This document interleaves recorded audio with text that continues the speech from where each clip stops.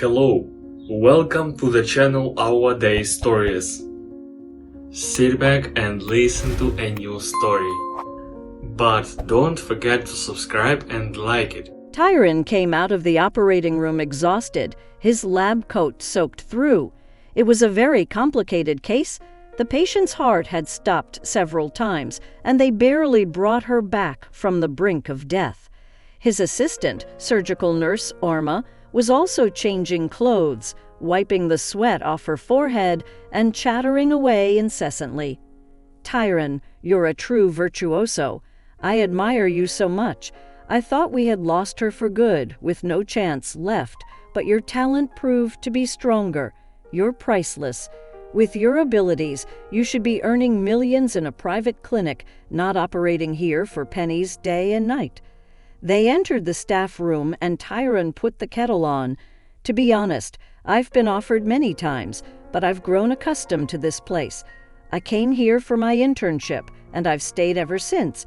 It's become like home, familiar. And by the way, it's not me who's amazing, Irma, it's you. These days, after medical school, no one willingly goes into surgery, but look at you, managing all this heavy work. You'll go far."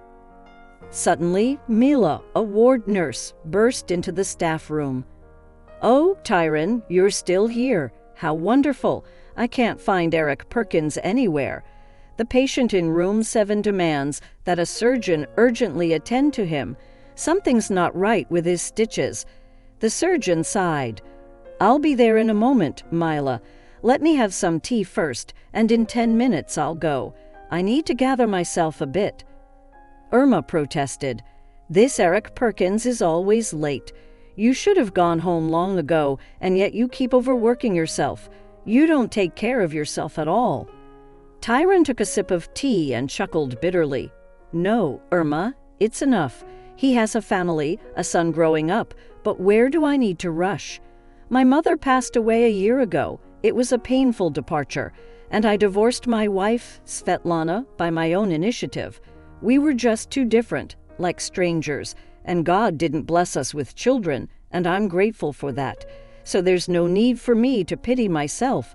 The later I come back, the less time I'll have for foolish thoughts. Well, we've chatted enough. I'll go and see what happened with Urshov." Irma simply nodded her head. She secretly liked this talented and always slightly melancholic doctor. It was pleasant to have a simple conversation with him, comfortable to work with him. He never shouted and always tried to explain things clearly and patiently. It was evident that he was a very good person, unlike the obnoxious Eric Perkins, who only knew how to boast and undress young nurses with his eyes. He was a very unpleasant character, and as a specialist, honestly, he was just average.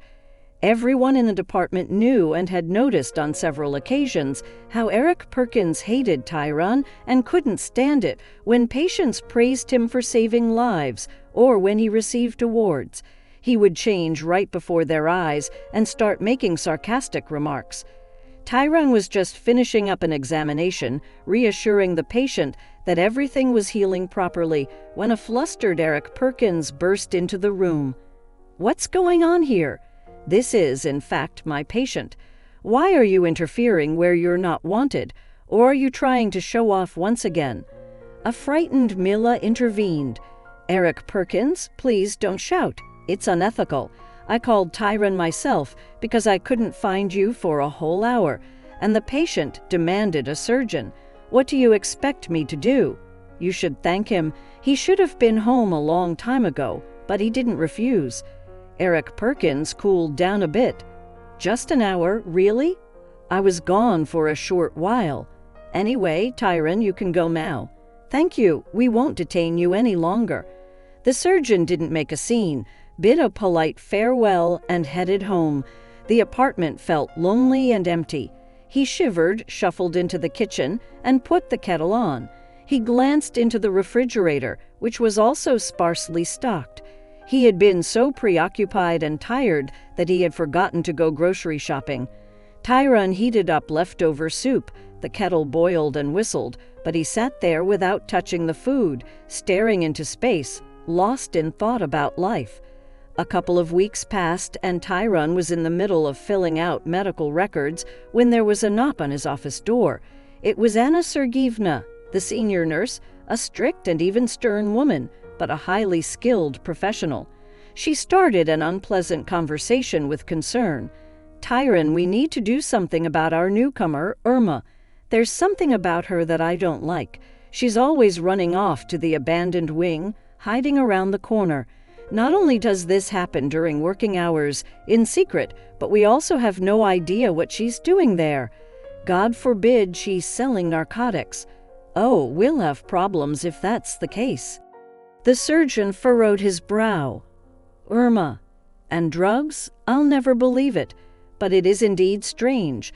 The old therapy unit has been closed for repairs for a long time. The building is under reconstruction. What could she possibly be doing there? Thank you for being vigilant, Anna Sergeyevna. I'll definitely look into this." From that day on, the surgeon started keeping an eye on Irma. He noticed how, after another surgery, instead of resting and having tea, she looked around and hastily ran to the pharmacy, came out with a bag, and headed towards the same abandoned building. Tyron discreetly followed her, waiting for a while. The building was empty, and all the voices and sounds echoed loudly. The surgeon immediately recognized Irma's voice and quietly sneaked into the room to observe. On an old cot covered with a government issue sheet lay an elderly woman, breathing heavily with a wheeze. It was hard to determine her age, but Irma was bustling around her, lamenting. "Glenn Bainton, forgive me. I couldn't come earlier. There was an urgent operation and then one more. Finally, I finished up, and now the attack just won't subside. Hold on, I'll give you a shot and inhale this nebulizer. It should ease it." Soon the woman started breathing more quietly and evenly, and the asthma attack subsided. Irma sighed. "Phew, thank God. All right, I gave you all the tablets and brought the syringe. Here, have some milk and a bun. Eat while you can. Well, I have to run or they'll catch me. I'll come to you first thing in the morning, even before work. I'll bring some warm food from home." The surgeon took a closer look at the woman and gasped, losing his words. His jaw literally dropped. She was an exact copy of his late mother, 1-to-1, like a photocopy. He couldn't understand how this could even be possible. The same eyes with slightly drooping corners, wrinkles around the nose and lips, and the same nose with a little hump. And above all, the gaze. His mother had the exact same gaze, especially when she was ill, detached and somewhat bewildered. Unaware of anything, Irma walked out of the room and came face to face with the surgeon, who resembled a plaster statue. She even screamed in fright. She was terrified that she had been caught and started rambling. "Tyron, what are you doing here? How did you find out? Please, don't tell anyone, I beg you." This woman, Glenn Bainton, she suddenly collapsed on the street, having a seizure. She has asthma plus pneumonia. Everything got mixed up. I tried to admit her to the department, but she had no documents, and it was clear she was a homeless person, so they didn't take her in. But what was I supposed to do? The person was in distress, burning up, so I decided to bring her here. I took a sheet from the laundry room and laid her down. Now I'm running around trying to treat her. I managed to lower her fever. Now I'm giving her antibiotics, according to the college protocol. But I don't know what to do about the asthma. The attacks are becoming more frequent and intense, and I can't understand what's happening. And she also has severe swelling in her legs. Tyron shook his head as if coming to his senses and muttered, "How did you find out? The senior nurse was gossiping. She thought you were involved in some shady business. But why should I scold you? After all, you're trying to save a person, even if they're homeless. And why didn't they admit her? It's inhumane. We're not a private clinic after all. I'll try to resolve this issue with the chief doctor tomorrow. She needs comprehensive examination and treatment." He quietly approached the patient, felt her legs, examined her, and said with puzzlement, "I assume the attacks have intensified due to the lung inflammation, and there are likely heart problems as well, causing the swelling." The next day, as promised to Irma, Tyrone went to the department and spent a whole hour persuading them to admit that homeless woman for treatment. We can't simply abandon a person to die like that. I understand she has no documents or insurance, but please make an exception, I beg you. The woman has severe asthma with complications. She needs to be urgently hospitalized. She's elderly. Doesn't she have the right to receive help? With difficulty, the head of the department agreed, and they transferred the woman to the therapy ward. Irma thanked the surgeon. "Thank you so much, Tyrone. I feel so sorry for this suffering woman. She has no money, no documents, and no means to get treatment. Don't worry, as soon as she feels better, I'll figure something out for her housing. Now that I've taken it upon myself to help her." Tyrone often visited his new ward, buying her a robe, underwear, slippers, a toothbrush, and everything she needed. He personally monitored her treatment and tried cautiously to inquire about her identity and connection to his deceased mother. But Glenn Bainton was very secretive and spoke very little, only muttering. "Thank you, kind person, and thank Irma, too. I've never met anyone like you. It just happened that I have nothing, no home or family. It's my fate. God punished me for my sins," and she would start crying bitterly right away. Irma also noticed that the surgeon seemed unusually concerned about the fate of this elderly woman. She remembered his pale face when he first saw her. Something was off. She decided to ask him directly. One day they walked out of the department together and were about to say goodbye, but Irma touched the surgeon's hand. "Wait, Tyrone, I wanted to ask you. You know this woman, don't you? Where is she from? It couldn't be a coincidence that you personally convinced the department head to admit her. Is she your relative or acquaintance? Who is she?" The surgeon hesitated and reluctantly replied, "I just felt sorry for her, that's all. She has no one to help her, and it's not difficult for me. Sorry, Irma, I have to run home, you know how it is." In reality, Tyrone had no urgent matters to attend to. He simply didn't want to share anything with the curious nurse. After all, he didn't fully understand the situation himself yet, and he didn't want rumors to spread throughout the department. Meanwhile, Eric Perkins became furious when he heard about this story. He spent an hour criticizing the idea that the hospital should be a shelter for homeless people, arguing that if they started treating everyone without insurance, there wouldn't be enough room for normal people. According to him, a homeless person is no longer a human being, just a burden. The mystery of the patient's resemblance to his mother didn't let Tyrone live peacefully, so he decided to take action. He brought his mother's photos to work, and during a break, he went to Glenn Bainton's room again. She was already feeling much better. The treatment was showing good results, and the attacks were almost non-existent. First, the surgeon asked about her well-being and then got to the main point. "Glenn Bainton, look at these photos. This is my mother, Cassie. She passed away a year ago. You two are identical. How is that possible? Please don't say you don't remember or don't know. I beg you, tell me. Even the mole above your brow is the same. When I saw you in that abandoned ward, I nearly fainted. I felt so sick. I thought my mother had come back to life." The woman stared at the photos, then intensely and for a long time at Tyrone, and she cried. Tears streamed down her cheeks, and she wiped them with the edges of her handkerchief. She whispered, "How did she die? Why? It can't be." Then she let out a bitter sigh and began a long story, a confession of her entire life. "I grew up in the village of Grebshki. My mother was a milker, and my father was a tractor driver. I have a twin sister named Cassie. Although we look alike, like two peas in a pod, our personalities are completely different. Cassie was always quiet, calm, and hardworking. She helped our mother from a young age, ran to the farm, and took care of the vegetable garden. But I, on the contrary, considered Cassie boring. Like any other kid, I loved to run around and stay out until midnight. My parents often disciplined me with force, but I only got more resentful. Cassie and I never got along. We fought and argued from a young age. Sometimes in anger, our mother would shout after one of my misbehaviors. If I knew you'd turn out like this, I wouldn't have given birth to you. You're a punishment, not a child. And when my sister and I turned 15, I completely lost my mind. You couldn't get Cassie out of the house, and you couldn't get me to go home. We were both attractive, dark-haired beauties, and the village boys were falling head over heels for us. Each one promised undying love just to get into bed with us. Cassie was obsessed with the idea of studying and moving to the city, enrolling in college.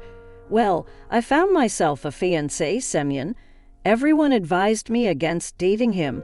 He was a notorious troublemaker and brawler, and he loved to drink. But that's exactly the kind of guy I liked. I wanted guitar serenades, stolen flowers from Grandma's garden, and port wine with sour apples. Jerome had an old house that he inherited from his grandmother, and we started living there together. I had just turned 18. My parents practically cursed me, joking about the shame I brought upon the whole village. A girl unmarried and involved with a man? Unheard of. My sister also began to distance herself from me, and every time we met, she tried to reason with me. "Emmy, what are you doing? Wake up. Why are you bringing shame to the family? No one will marry you now. And Jerome is unreliable. Why are you clinging to him? He'll have his fun with you and then leave. Mark my words. Forget him, come back to the family and obey Dad. Get a job or we can move to the city together and you can start a new life." But I was so blindly in love with Jerome that I didn't want to listen to anyone. Not only that, I took offense at everyone around me. I thought they were trying to ruin my happiness out of envy.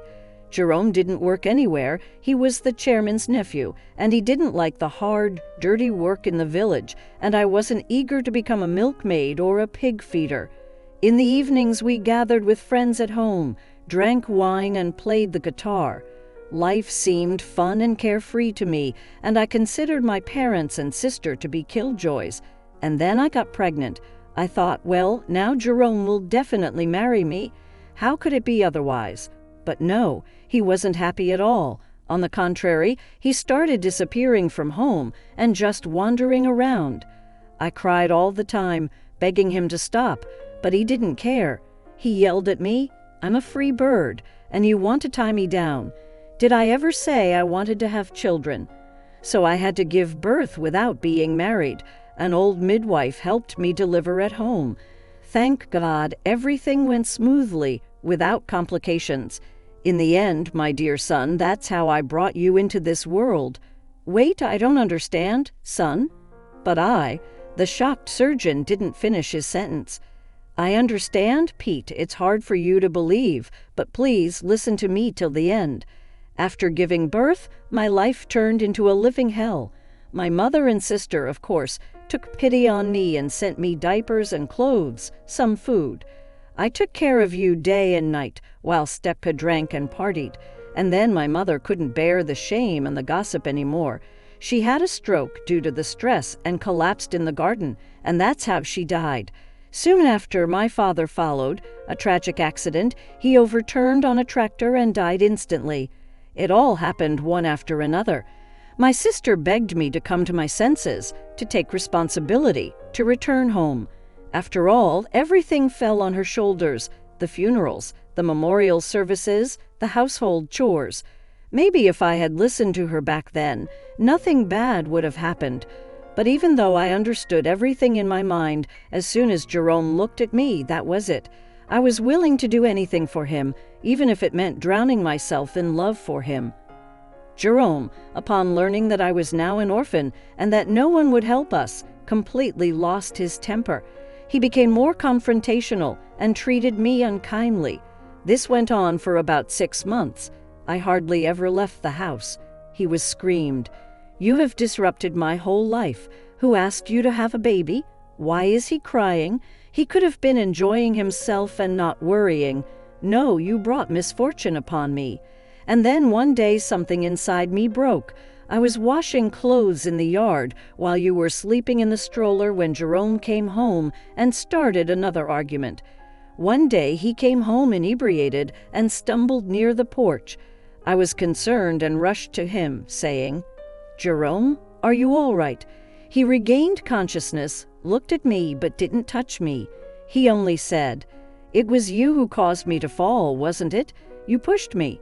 He uttered those words, expressed his intention to leave, and no longer believed in our relationship. He slammed the gate and stumbled away. The neighbors witnessed the scene and whispered for a long time. I didn't pay much attention to it. We argued and quarreled with each other so often that it had become the norm.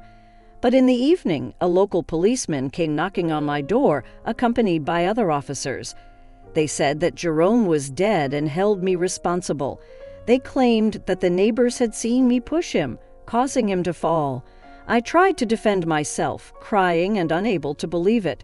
But Jerome left on his own 2 feet. He was alive. How could this have happened? But they told me. He didn't go far. He collapsed by the side of the road and then passed away. The incident you were involved in likely contributed to his death. We will conduct an investigation to find out the full truth. In the meantime, come with us. You are being held on suspicion of being involved in the death of your partner. And on top of that, Jerome's relative, the chairman of the village council, started yelling for the whole neighborhood to hear. I told my nephew not to get involved with that underage viper. She was clinging to him like a fly, crawling into his bed, and then she brought an unknown baby into the picture. Stepan told me several times that he wanted to leave her, saying the child wasn't even his, and now she decided to kill him. Exactly. No one else is to blame. I was taken away with my hands tied and brought to prison. Cassie rushed in right away, even when they were dealing with me. Rumors spread like wildfire in the village. She quietly and frantically started gathering you and whispered, "Peter, I'm taking you. If anything happens, say you're my son. Otherwise, they'll send you to an orphanage. Oh, you foolish Amy. Nothing but trouble from you. You ruin your own life and mine." That same night, Cassie left everything behind, the house, the farm. She got on a train with you and headed to the city. I haven't seen her since. It was later, when I was serving my 10-year sentence and moving through the prison system, that she sent me a single letter. "Hello, sister. I've legally adopted Peter. I've taken care of all the paperwork.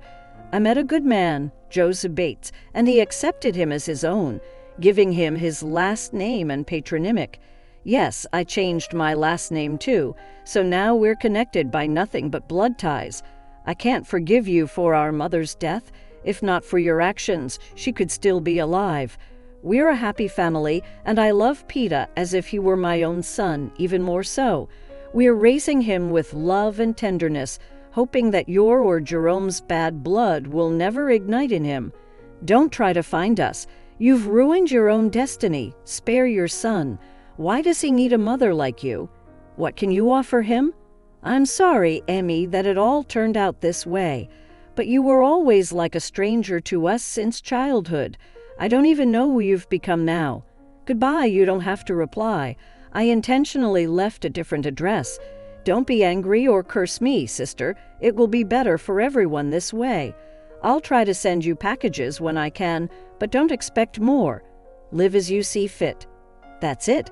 I've reread that same letter 1,000 times, worn it out with tears, and memorized it during my years behind bars. Countless tears were shed.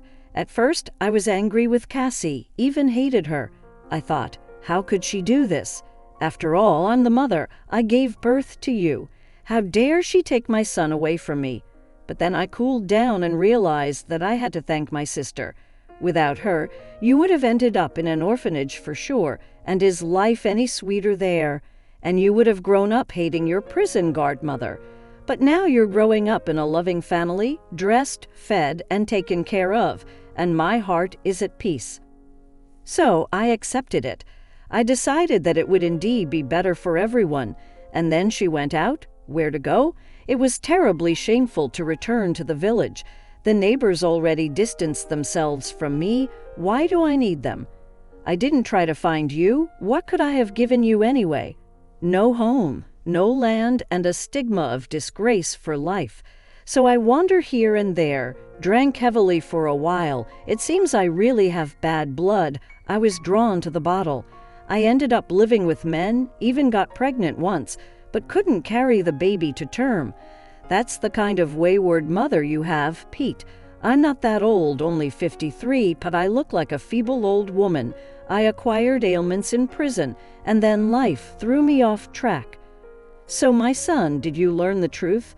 Did it make it easier for you? Now will you hate me like everyone else? Despise me? Tell me that's how it is, right? Because I truly am insignificant. I haven't done anything worthwhile in life. I wasted it in vain. I'm so ashamed in front of you. Glen Bainton burst into bitter tears, lowered her gaze, and trembled all over. Tyrone couldn't hold back. Tears filled his eyes. He sat down on the bed and embraced his mother, literally scooping her up. "Oh no, Mommy, how can I hate you? No matter what, you gave me life. I'm neither God nor a judge. It's only your mistakes, and it's up to you to answer for them up there. The important thing is that you understand it all, that you're aware. It's me who should ask for your forgiveness. I didn't even know that my mother turned out to be my own aunt. You know what? When you get better, we'll go to my father. I'll introduce you. He loved Mom so much, cherished her soul, and when he sees you, he won't believe his eyes. Don't even think about it, my dear. I won't let you go anywhere now. You'll live with me. I have a spacious apartment. I've earned it myself. There's enough room for everyone. Come on, stop crying. Let's forget everything that happened in the past. We need to live here and now. Now I have you and you have me. Isn't it great?" Glen Bainton looked at Tyrone with such tenderness. "Thank you, my little son. Thank you, dear. Could it be that fate has smiled at this wayward woman in her old age? Could it be that I finally obtained forgiveness? I never even hoped to find you. I thought I would die under a fence, like a stray dog. It's all thanks to Irma, my guardian angel. What an amazing girl. Such people are hard to find nowadays. Thank you for your kind words." They suddenly heard. It turns out Tyrone and his mother hadn't noticed that Irma had been standing in the doorway and heard everything, but she was too shocked to even move or reveal herself. Tyrone looked around and, seeing the nurse, jumped up. "Well, now you know my secret too, Irma. I hope you won't tell anyone about it. Can I count on you?" The girl nodded her head. "Of course, Tyrone, I understand everything." "Well, I guess I came at the wrong time. I'll go. They'll catch on soon, and it's time for you to go too. I'm so happy for you. It's so touching. Once again, I accepted it. I decided that it would be better for everyone." Tyrone looked at Irma with completely different eyes. For some reason, at this very moment, he realized that he loved her. He noticed her cute golden locks peeking out from under the medical cap, her beautiful, radiant green eyes, her soft and tender smile, and most importantly, her soul, kind, compassionate, and unlike anyone else's. That evening, Tyrone mustered up the courage and invited Irma to his place. "Irma, I'd like to invite you over. Please don't think anything bad. I really like you, of course, but I'm not a rude or crazy person. Let's prepare dinner and spend some quality time together. I feel so lonely spending evenings alone." Irma clearly felt delighted and immediately agreed. Her heart fluttered with joy. Finally, Tyrone noticed her not just as a colleague but as a woman. They went to the surgeon's house, bought groceries and delicious wine along the way, and had a grand feast for the world to envy. They cooked a duck with apples and prepared a salad together, and they had such a wonderful time. Irma's cheeks turned rosy from the wine, and she laughed and chattered nonstop. Tyrone looked at her so intently, admiring her, and then hesitantly took her hand, kissed each finger, and said, "I feel so good with you, Irma. You can't imagine. I understand I'm 10 years older than you. You're only 25, but you're so intelligent, serious, and determined beyond your years. One can only dream of having a wife and homemaker like you." He was so nervous, afraid that the girl would laugh and leave, but suddenly she looked at him just as intently and said emotionally, "Oh, you men are blind. Can't you see, Tyron, that I'm attracted to you? I've been dreaming for so long that you would finally see me not just as an assistant in surgeries, but as a woman. I even changed my hairstyle, trying to catch your attention. And all you ever say is, 'You did well, Irma. You're a good worker. You'll go far.' And each time I sigh and think, 'When will I hear? I love you, Irma.'" The surgeon suddenly lifted her up in his arms and whispered softly, "I love you, Irma. I'm an idiot, a fool. How could I not notice such beauty? Tell me." They burst into laughter and then passionately kissed each other, losing themselves in the moment. Both of them were engulfed by a wave of pleasure. From that day on, the couple started dating, and of course, their happy faces and love-filled eyes didn't escape the attention of their colleagues. The nurses whispered to each other, "Have you noticed how much Tyron has changed? He's almost unrecognizable. He used to be so dull and boring, but now all he does is smile. He spruced up his wardrobe, got a trendy haircut. And our Irma, she's blossomed, she's glowing, and he can't take his eyes off her. Something fishy is going on here. No wonder he was pursuing her. He kept praising her talent." These rumors reached Eric Perkins as well, and he became furious, starting to despise Tyron. The thing is, he had long been attracted to Irma. He was particularly fond of young girls. His mouth would water at the sight of Irma's enticing figure and her huge, innocent green eyes. He had tried to drop hints, made jokes and compliments, but she would sharply respond and leave, thwarting all his attempts. So he gets the cold shoulder, and this praised colleague gets love and passionate nights. Oh, really? Well, just wait and see. Both of them will be kicked out of the department along with their belongings. I'll make sure of it. Eric Perkins took up the matter with fervor. He began writing anonymous complaints, alleging that Tyron systematically picked up homeless people from the streets and treated them, as well as illegally selling potent drugs and falsifying reports. Furthermore, he accused Tyron of corrupting the staff by making the new young nurse, Irma, his latest lover. Within a month, a substantial number of such complaints accumulated, and the chief physician couldn't bear it any longer. He had no choice but to summon the surgeon for an inquiry. Tyron arrived, unaware of the situation, and asked in surprise, "Bruce Thompson, did you summon me? What's going on? Is there some kind of investigation?" Bruce immediately adopted a threatening tone. "I want to ask you, what's going on? I've received the 5th complaint about you from the staff, my dear. Colleagues are writing that you're corrupting young girls, sleeping with the new nurse, getting involved in treating the homeless, and even engaging in illicit drug trade. What do you think you're doing? This is audacity. Have you completely lost your mind?" Tyron also grew heated, finding it repulsive to listen to these blatant lies. "You know what, Bruce Thompson? Before you start slinging mud at me, you should have gotten up from your chair and investigated for yourself. I won't tolerate such treatment. I might as well leave. I'm fed up with all this. I work here like a horse, sweat my way through, saving lives, and yet people try to defame me. What a wonderful team. Can't say enough about it. So united." The head of the department jumped in shock. "What's this tone you're using with me? Here's paper and a pen. You can leave. I don't keep people like you around. I won't allow any shady dealings under my nose." Tyron hastily wrote his resignation letter, and Bruce Thompson immediately signed it. And so the best surgeon in the department was left without a job. He said goodbye to everyone, gathered his belongings, and left. It hurt him deeply to be treated this way. After all, he had dedicated his whole life here with loyalty and honesty, and they threw him out like a puppy.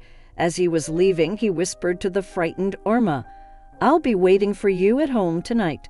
He had moved his mother to live with him after her treatment a month ago. Now, every evening, he was greeted with a hot dinner and warm, heartfelt conversations. Today was no different. His mother was busy at the stove. When she heard that the surgeon had returned, she exclaimed in surprise, "Pete, my dear, you're home already. Were you let go early? You look pale, upset. What happened? The man sighed. I got fired from work. Can you believe it, Mom? I've spent my entire life in that department. Since my residency, I never refused to help anyone, took extra shifts, worked overtime. And this is the gratitude I receive. It's so hurtful, it brings me to tears. His mother embraced him and comforted him. Don't be upset, my dear. Everything will work out somehow. You're a specialist. You have golden hands. You'll find a job for sure. And what about Irma? Is she coming today? It's been 3 days since we've seen her. I've missed her so much. I've grown attached to her, as if she were my daughter. Tyron asked, Mom, how would you feel if I proposed to Irma and she comes to live with us? I love her very much. I can't imagine how she'll manage on her own now, without me. They'll peck at her, poor thing. Glenn Barrington raved. I would be overjoyed if you and Irma get married. You're such a perfect match, I swear. I can't get enough of watching you two. The evening came, but there was still no sign of Irma. Worried, Tyron went to her house, sensing something was wrong. He found Irma in her pajamas, crying. He immediately embraced her and started asking, My love, what happened? Come on, don't cry, my little one. Tell me, did someone hurt you? Irma recounted. After you left, I went straight to the department head and told him everything I thought. Then I wrote my resignation letter and quit too.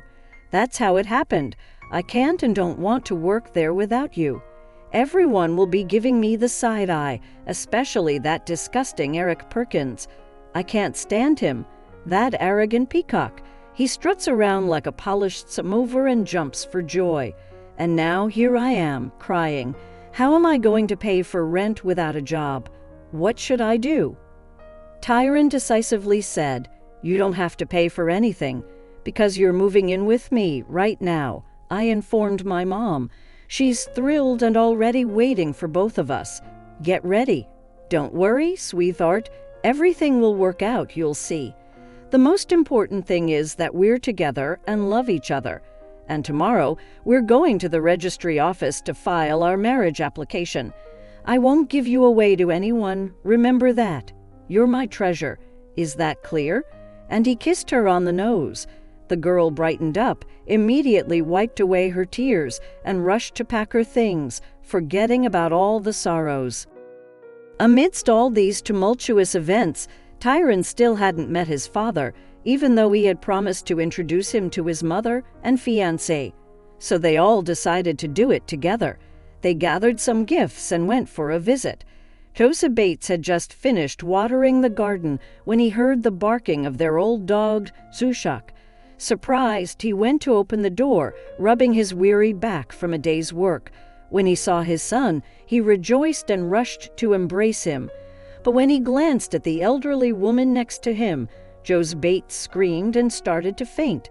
Tyron got scared, caught his father, and carried him into the yard, waving a newspaper at him and splashing water from a bottle.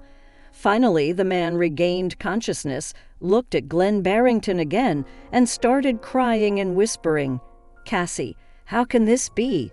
Son, I must be going crazy, right? Tyron tried to calm his father. No, Dad, calm down. I almost fainted too when I first saw Glenn Barrington. She's not Cassie. She's her identical twin sister. And as I recently found out, she's my biological mother. The elderly man rubbed his temples and blinked rapidly. What do you mean, a biological mother? What are you saying? And who is Cassie then? My wife never mentioned or even hinted that she had a twin sister. And who is this beauty, your fiancée? You never had the chance to introduce us. Tell us everything in order. Tyron finally introduced Irma as well. Yes, Dad, this is my fiancée, Irma. We love each other very much. Well, let's go inside the house and we can talk there. Everyone entered the house, settled comfortably on the couches, and Tyron briefly explained the whole story of his birth to his father. Father paled, blushed, and then started telling his story. Here's how it was. Cassie worked as a saleswoman, even though she had a nursing baby. She made arrangements with a neighbor who watched the child when she was on shift. She was also studying remotely to become a goods expert, and that shop happened to be near my house, so I often ran there to buy bread. I'm a driver by profession, so one day I went to buy bread and there was Cassie, and that was it. I saw her and lost myself. Believe it or not, I fell in love at first sight like a boy. At first, she didn't want to date me at all, saying she had a little child and didn't have time for that, asking why I would want that burden. But I convinced her. I started visiting them, and when I held you, Pete, in my arms, my heart melted. You immediately cooed and smiled at me, reaching out your little hands. I started helping Cassie around the house, taking care of you and supporting her financially. And she believed in me, melted, and accepted my love. So Cassie and I started living together, got married, everything in order.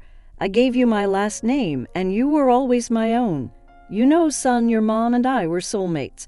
We had our ups and downs, arguments and reconciliations, but we never stayed mad at each other for long. My wife knew my weakness. She would bake pies, and the smell would fill the whole apartment. She would bring a couple on a tray and look at me mischievously. How could I resist?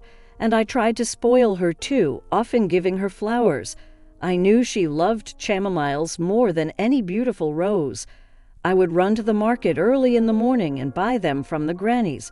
By the time Cassie woke up, I would already have a bouquet arranged on the kitchen table. It made her melt. It's the little things that bring joy. Oh, Cassie, that accursed illness took you away. It took you from me. But look at how much we've lived together, and she never once mentioned her sister. She only talked about being from a village, that her parents died long ago, and that's it. And now it turns out all this. So my wife raised another woman's baby as her own? That's how it turned out? I would have never thought. Cassie loved you, Pete, more than life itself. God forbid you get sick. She would exhaust herself taking care of you, not sleeping at night, sitting by your bedside, kissing and nursing you. Especially since God never blessed us with our own children, so you, son, were always the light in our lives and the meaning of it all. So don't be angry with us, son, for how things turned out. You were always my own. No one could be closer. Well, as for Cassie, I can't judge her. I loved her and I still do. I miss her terribly. She couldn't have acted any differently. Tyrone rushed to hug the old man. Come on, Dad. It's hard to imagine a better father. I had a happy and wonderful childhood. You gave me everything and helped me in everything. I love you. But still, I'm glad I found my biological mother. Regardless, she gave birth to me. So now we live together. But there's one more thing I haven't told you, Dad. I'm getting married. Irma and I have already submitted our application to the registry office. So get ready to dance at the wedding. Just deal with the job situation. Then they talked together for a long time, drinking tea and cake, eating fresh strawberries from the garden, and couldn't stop talking. And Joe Spates kept looking at Amy and thinking, my goodness, she looks just like Cassie. They're identical. It's unbelievable. Life went on as usual, and soon Tyrone and Irma were invited to a private clinic, initially part-time, but soon full-time.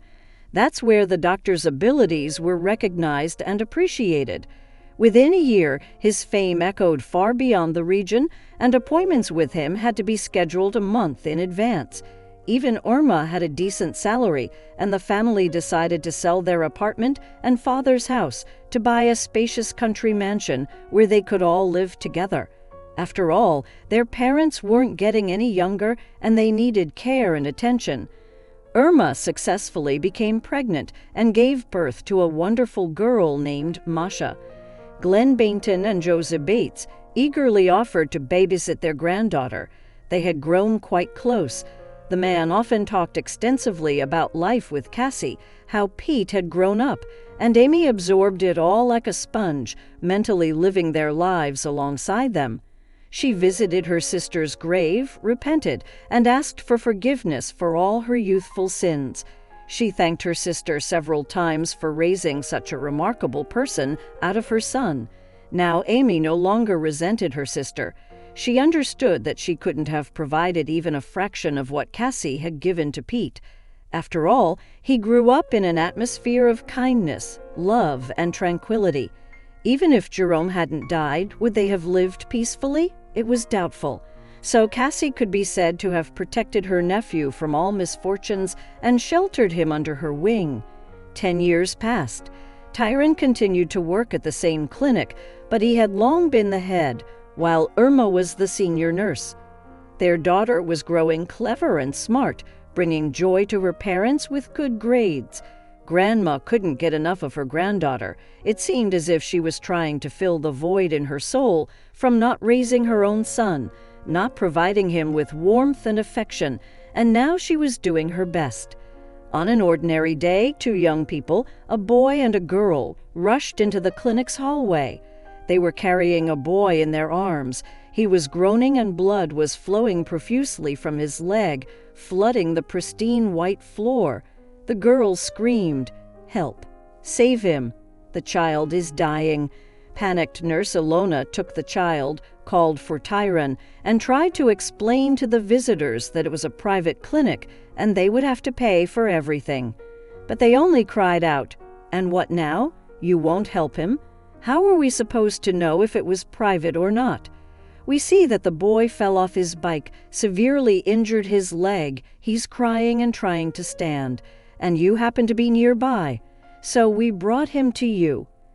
Tyron firmly said, "Ilona, there's no time to figure out who did what. Prepare the operating room. The situation is serious. It seems like a tendon is involved. Time is precious. Hang in there. Everything will be fine. What's your name? How old are you? Don't cry. Answer quickly and clearly." The frightened boy stuttered, "I'm Fred, 10 years old. Will you perform surgery? I won't die, right?" Tyron smiled. "No, Fred, you won't die. Soon you'll be playing with a ball again. They will give you an injection and you'll fall asleep. Don't be afraid, and when you wake up, it will all be behind you. Take him to the first operating room. I'll be there right away," he instructed the others. As they left, Tyron thanked them for not leaving the boy in distress. It meant a lot to him. He told them they didn't need to pay and asked them to leave, saying he would handle it himself. The operation was successful. The leg was skillfully stitched up, and the child was still under anesthesia, sleeping soundly. Before Tyron had a chance to change, Eric Perkins burst into his office. Eric was the same troublesome surgeon from his previous job and started shouting, "Where's my son, Fred? What happened to him? Explain to me, anyone." But as soon as Eric saw Tyron, he faltered in mid-sentence. The surgeon smiled and replied, "Well, hello, Yuriman, we finally meet. Don't shout, your son is fine. I just operated on him. He fell off his bike and cut his leg badly on broken glass. The tendon was affected. Luckily, some passers-by noticed him and brought him here, a young couple. They didn't know it was a private clinic. Well, I couldn't let the boy go without help, so I performed the surgery without charge. Fred is still under anesthesia, being monitored by a nurse. He should wake up soon." Eric Perkins sincerely thanked the surgeon, feeling deeply ashamed of the terrible things he had done to such a good person. He stammered, "Thank you, Tyron, genuinely, from the bottom of my heart. You saved my son. You're truly a golden-hearted person. I will pay for everything, don't worry. And you know, Pete, I want to ask for your forgiveness. It was me who wrote those accusations about you, and because of me, you were expelled. I'm sorry. It bothered me so much back then that you were more talented, successful, loved, and respected. So I decided to spite you. I don't even know why. And I was heavily jealous of Irma too, even though I understood she was married." The surgeon let out a sigh and philosophically replied, "I'm not angry, honestly. Moreover, as it turns out, everything happens for the best. I would never have had the courage to change my life. I would have toiled away for those pennies. But now I'm very happy with my work. I got married, raising a daughter, found my mother. I'm finally happy, Eric, I swear. so let's not dwell on past grievances. We all have our faults. Although I admit I went through a lot of pain back then when I was slandered and kicked out, but Irma and my parents supported me, reassured me that everything would work out, and it did. Well, shall we go and see how your fighter is doing? He's a brave boy. He held up well, didn't lose heart. They entered the hospital room, and the boy had just woken up. He saw his father and became overjoyed, saying, "Dad, you're here. Did you find me? I was so scared. You won't scold me, will you? I accidentally damaged the new sports bike. The wheel got punctured too. You bought it for me. I didn't mean to, I swear." Eric Perkins hugged his son and said, "My dear boy, you brought me so much joy. I was so worried about you. It's good that you gave those people who saved you my phone. They called and told me where they brought you. I won't scold you, don't worry. But from now on, I ask you not to go so far from home. Look at what can happen. And let's say a big thank you to Tyron for saving you. Even though the clinic is private, he could have refused. He's a true talent, and now I'm reassured about you. I know for sure you'll be running soon." Suddenly, Eric Perkins suggested, "You know what? When Fred recovers, why don't you and your family come to visit us? We would be thrilled." Tyron replied, "How about you come to our place instead? Why should we squeeze into an apartment when I have a country mansion now with a spacious courtyard and gazebo? I'll introduce you to my daughter and parents, and we can grill some kebabs."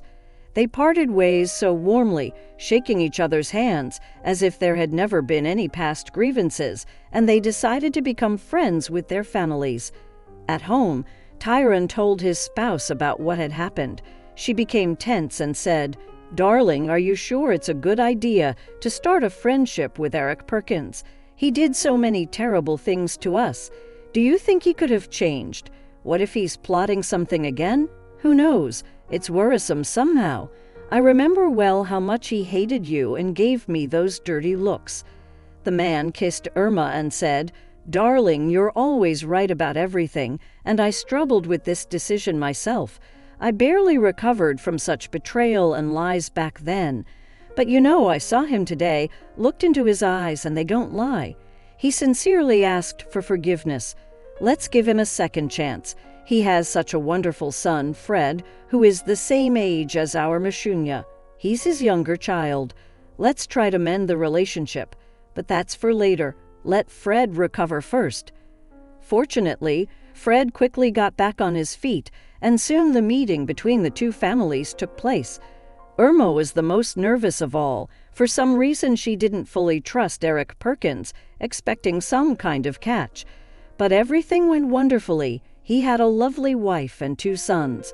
They had a great time, enjoyed aromatic shish kebabs and wine brought by Tyron from the south last summer. Already quite cheerful, Eric Perkins stood up, raised his glass, and said, "I want to raise a toast now to the people who completely changed my perception of life and made me change through their personal example. They are my longtime colleague and truly talented surgeon, Tyron, and his charming wife, Irma.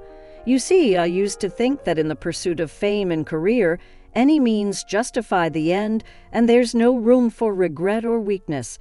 I did terrible things to people, and Tyron was the one who survived because of me. I repent. I thought, now I'm on top. But no, patients still sought him out and went to his private clinic.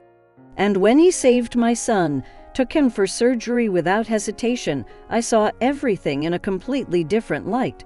I started to contemplate, what would I have done in his place? What would be more important to me, a brilliant career and secure position, or the life of an unknown boy? One for whom I might even have to pay and face consequences from my superiors. I felt so ashamed. It's true. I realized that Tyron is a person with a truly big and loving heart. The same can be said about Irma. I remember that story when she secretly helped a woman from the street and treated her. I was the first one to object then. How could she do that? But now I look at your united family, and I think Irma was right about everything. Without hesitation, she helped a person, just a person, regardless of who they were, you understand? That's invaluable. Guys, please forgive me for being such a stubborn fool. It's thanks to all of you that I've truly changed, and I would like to continue being friends with you. Everyone clapped. Glenn Bavington even shed a tear, and Tyron chimed in. Thank you for the kind words, Eric. We're all for it. So let's raise a glass to friendship, shall we? Bottoms up. Since then, the two surgeons became close friends. Nobody ever mentioned the past again, and after another 10 years, their children, Masha and Fred, fell in love with each other. That's how their teenage friendship smoothly transitioned into love. And now both surgeons were joyfully dancing at their children's wedding, becoming not only friends, but also relatives. In life, anything can happen. People are designed in a way that they do both good and not so good things. What matters is timely reflection, understanding it all, and most importantly, knowing how to forgive. That's when life becomes easier and life itself becomes simpler. Thanks for watching. If you liked the story, write your opinion in the comments.